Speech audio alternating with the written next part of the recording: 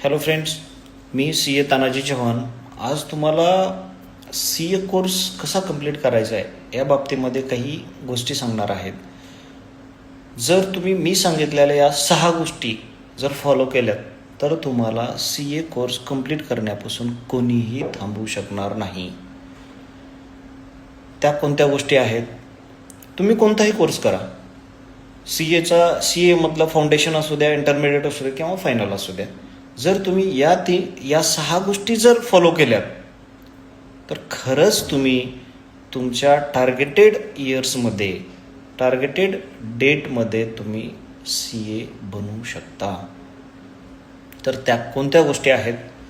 पहिली आहे 100% completion of syllabus. म्हणजेच काय? No optional study. मुलं काय करतात, मागच्या एक्झाममध्ये हे आलं होतं, आता येईल की नाही, किंवा हे मोठ्या फॉन्टमध्ये दिलेलं आहे, हे बोल्ड केलेलं आहे, हे येऊ शकतं, हे येणार नाही.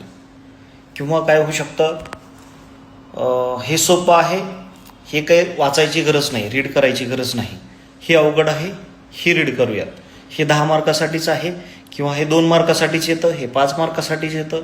असे काही तुमचे परम्युटेशन कॉम्बिनेशन इथे लावू नका. हे तर्क वितर्क इथे चालणार नाहीत सी ए कोर्समध्ये.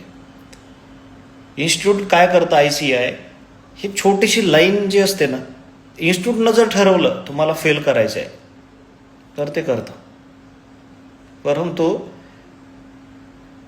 त्यांचं पेपर काढण्याचा पॅटर्न जो असतो ना, हे पूर्ण सिलेबसमधून ते काढतात. भलेही समजा मागच्या एक्झाममध्ये आला म्हणजे आता नाही येणार असं आहे का? ते येऊ शकतं. किंवा मागच्या एक्झाममध्ये जो चॅप्टर आलेला आहे त्या चॅप्टरच्या बेसिसवरती काही कन्सेप्ट असतात, दुसऱ्या चॅप्टरमध्ये इंटरलिंक चॅप्टर असतात. त्यामुळे तुम्ही कोणताही चॅप्टर किंवा कोणतीही ओळ मिस न करता स्टडी केली पाहिजे. म्हणजे नो ऑप्शनल स्टडी. 100% सिलेबस तुम्ही कंप्लीट केला पाहिजे. ही पहिली कंडिशन आहे, पहिली अट आहे. दुसरी अट काय? तुम्ही स्टडी करत असताना कन्सेप्च्युअल स्टडी केली पाहिजे. म्हणजे फक्त रट्टा मारून जमणार नाही. तुम्हाला लक्षात ठेवायचे आहे का? बऱ्याचशा गोष्टी तुम्हाला लक्षात ठेवाव्या लागतील. फक्त रट्टा मारूनही जमणार नाही किंवा फक्त कन्सेप्च्युअलही जमणार नाही. काही स्मार्ट मुलं आहेत की इथे एक्झाममध्ये स्मार्टपणा दाखवायला येतात आणि परत एक्झाम द्यायला त्यांना तयार व्हावं लागतं. त्यासाठी स्मार्टपणा इथे दाखवायचा नाही. स्मार्टपणा दाखवायचा, परंतु हार्डवर्कसुद्धा पाहिजे त्यामध्ये.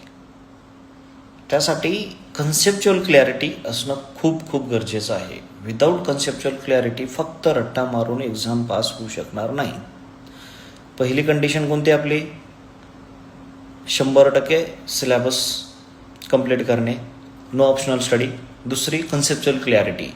तिसरी गोष्ट कोणती आहे की तुम्ही समरी नोट्स काढल्या पाहिजेत. तुम्ही स्टडी करत असताना समरी नोट्स काढणं खूप गरजेचं आहे. का? कशासाठी? कारण आपण पाहतो, बघा तुम्ही, फाउंडेशन म्हणा, इंटर म्हणा किंवा फायनल म्हणा, सिलेबस एवढा वास्ट असतो. अवघड नाही त्यामध्ये, अवघड काही गोष्टी आहेत, हार्ड काही गोष्टी आहेत, परंतु 100% सिलेबस अवघड नाही आहे. सिलेबस हा वास्ट आहे. त्यासाठी बघा, एक्झाममध्ये तुम्हाला फक्त 1 दिवसाची सुट्टी असते. त्या 1 दिवसामध्ये पूर्ण 1-2 मॉडेल रीड करणं होत नाही. त्यासाठी तुमच्याकडे स्वतःच्या समरी नोट्स असल्या पाहिजे. दुसऱ्याच्या समरी नोट्स काहीही उपयोगाला येणार नाही. कारण काही इम्पॉर्टंट गोष्टी त्यांच्यासाठी इम्पॉर्टंट नसणार आहेत. ज्या लोकांनी समरी नोट्स काढलेले आहेत, रेडीमेड समरी नोट्स, ह्या यूज करू नका. तुमच्या स्वतःच्या समरी नोट्स असल्या पाहिजेत. का? मी आत्ता सांगितल्याप्रमाणे एक पॅराग्राफ 2 ओळीमध्ये कसं बसवता येईल. मग त्या 2 ओळीमध्ये काही गोष्टी तुम्ही तुमच्या इम्पॉर्टन्सनुसार घेता, काही गोष्टी स्किप करता. जशा तुम्ही स्किप केलेल्या गोष्टी आहेत तशाच दुसऱ्या ज्या टीचर लोकांनी समरी नोट्स काढलेले आहेत त्यांनी काही गोष्टी स्किप केलेल्या असतात, ज्या की तुमच्यासाठी इम्पॉर्टंट असतात. त्यामुळं समरी नोट्स स्वतः काढणं खूप गरजेचं आहे. ह्या 3 गोष्टी झाल्या. चौथी कोणती? पास्ट एक्झामिनेशनमध्ये एक्झाम ज्या झालेल्या आहेत त्याचे जे क्वेश्चन पेपर आहेत ते तुम्ही सॉल्व केले पाहिजेत. कमीत कमी माझ्या मते तर तुम्ही कमीत कमी 5 एक्झामचे पेपर तरी सॉल्व केले पाहिजेत. तरच तुम्हाला कळतं की समजतं, रीड करत असताना समजतं की बाबा इन्स्टिट्यूट कोणत्या लेवलला क्वेश्चन काढतात, कशा टाईपचे क्वेश्चन येतात हे तुम्हाला समजतं. त्यासाठी पास्ट एक्झामचे पेपर सोडणं खूप गरजेचं आहे. आपण किती टाईममध्ये सॉल्व करू शकतो हे सुद्धा त्यामधून आपल्याला समजतं. त्यानंतरची गोष्ट म्हणजे रिटन प्रॅक्टिस. आता अकाउंट सब्जेक्ट हा फक्त वाचून चालेल का? नाही जमणार. हे तुम्हाला पेपरवरती सॉल्वच करावं लागेल. त्यासाठी रिटन प्रॅक्टिस खूप गरजेची आहे.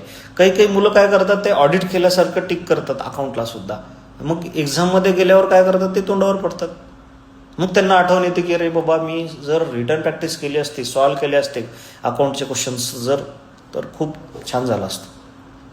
मग तोपर्यंत वेळ निघून गेली असते. मग पुढचा अटेम्प्ट. असं एक एक गोष्ट समजण्यामध्ये एक अटेम्प्ट निघून जातो. त्यासाठी मी जे सांगतोय 5-6 गोष्टी, ह्या गोष्टी तुम्ही जर केल्यात डे फर्स्टपासनं, तुम्ही जर या गोष्टी लिहून ठेवलात तुमच्या एका पेपरवरती आणि स्टिक केलात भिंतीवरती आणि ते जर लक्षात ठेवून जर अभ्यास केला तर तुम्हाला कुणीही फेल करू शकणार नाही. पहिली गोष्ट कोणती? 100% सिलेबस, नो ऑप्शनल स्टडी. दुसरी कन्सेप्च्युअल क्लॅरिटी. तिसरी समरी नोट्स. चौथी कन्सेप्च्युअल क्लॅरिटी. 5वी कोणती? Written practice. आणि 6वी कोणती आहे? रिव्हिजन. बघा माणसाचा स्वभाव कसा असतो, एखादी गोष्ट आज जर वाचली असेल किंवा बोलली असेल तर एक 10-15 दिवसामध्ये किंवा 8 दिवसामध्ये त्याचा विसर पडतो. त्यामुळं 15-15 दिवसामध्ये तुमचा झालेला चॅप्टर तुम्ही रिवाईज केला पाहिजे. हे रिवाईज करणं केव्हा पॉसिबल होईल माहिती आहे का? ज्या तुम्ही समरी नोट्स काढलेल्या आहेत त्या समरी नोट्स जरी तुम्ही रिवाईज केलात. आता बघा एखाद्या चॅप्टरला तुम्हाला 8 दिवस जर लागले असतील तर त्या चॅप्टरची जर तुम्ही समरी नोट्स काढलेली असेल तर तो चॅप्टर मे बी 10 किंवा 15 मिनिटामध्ये किंवा मॅक्झिमम अर्ध्या तासामध्ये तुम्ही रिवाईज करू शकता. ही पॉवर आहे समरी नोट्सची. त्यामुळे समरी नोट्स काढणं अत्यंत आवश्यक आहे. डे बिफोर एक्झाम एका दिवसामध्ये तुम्हाला रिव्हिजन करायचं असेल तर समरी नोट्स महत्त्वाचे आहे. रिव्हिजन करायची असेल रेग्युलर आपली तर समरी नोट्स महत्त्वाचे आहे. या 6 गोष्टी कोणकोणत्या? पहिली आहे 100% सिलेबस कंप्लीट करणे, नो ऑप्शनल स्टडी. दुसरी आहे कन्सेप्च्युअल क्लॅरिटी. तिसरी आहे रिटन प्रॅक्टिस. चौथी आहे आपले पास्ट एक्झामिनेशन क्वेश्चन सोडवायचे आहेत तुम्हाला. आणि लास्ट आहे रिव्हिजन करणं. ह्या 5-6 गोष्टी लक्षात ठेवा. तुम्हाला पास होण्यापासून कोणीही रोखू शकणार नाही. थँक्यू. सी ए तानाजी चव्हाण.